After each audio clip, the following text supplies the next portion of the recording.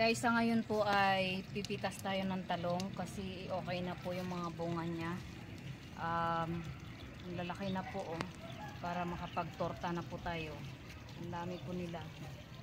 Daming malalaki na kaya kailangan na nating pitasin. Ayan, mamitas po tayo ng talong. Ayan, pang torta po. Ang variety po nito ay ano ang variety nito? Calixto. Calixto. Ganito lang talaga siya kalalaki. Then green po talaga yung kanyang crown. Ganda.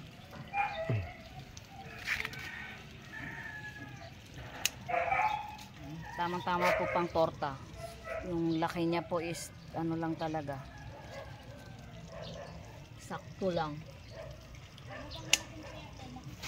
Yan oh. Yung nauna ko pong kasing tanim na talong ay yung Fortuner F1. Sobrang hahaba po kasi nun. Kaya nagpalit po ako, ginawa kong Calixto. Para sakto lang sa pangtorta. Tortang talong. Kinis po ng balat. Saka wala talaga siyang sira. Ganda.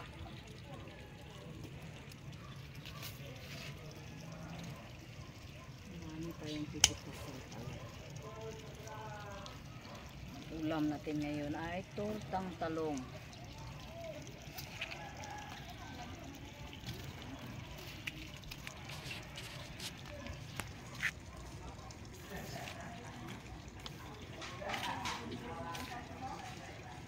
Kasi hindi masyadong naiinitan yung puno niya kaya ano. Doon sa kabila. Dito to. Ito kaya.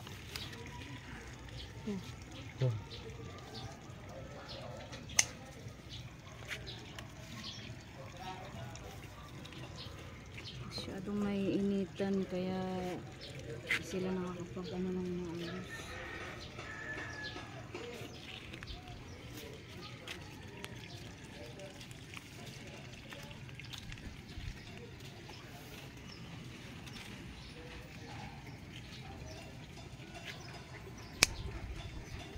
Marami na po yan, sobra na po, 3 lang kami.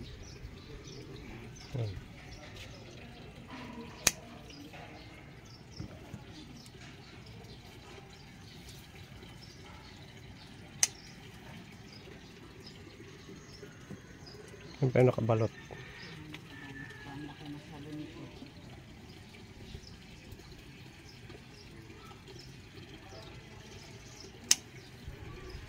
Baluktot na po kasi bumunggo siya sa pabalutan.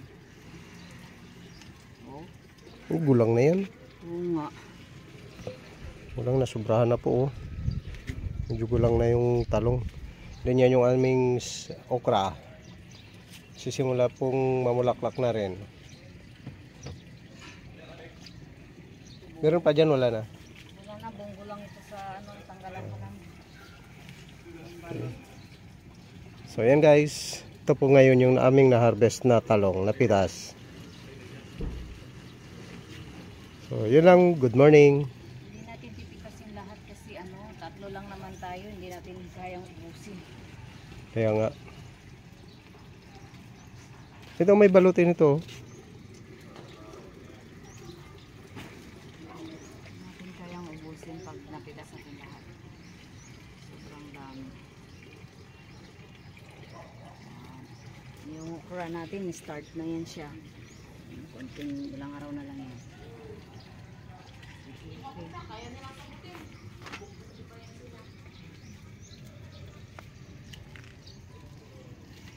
So yan guys.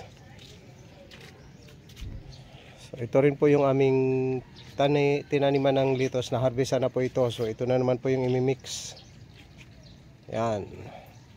Ito, naubos po yan. Kaya po sa mga bumili po ng aming litos, maraming salamat po. Maraming salamat sa mga nag-avail po ng aming litos. So marami pong nabili. And then ito pa po, may mga natitira pa po. Late din po kasi ito. So pwede pa po sa mga gusto pong bumili. So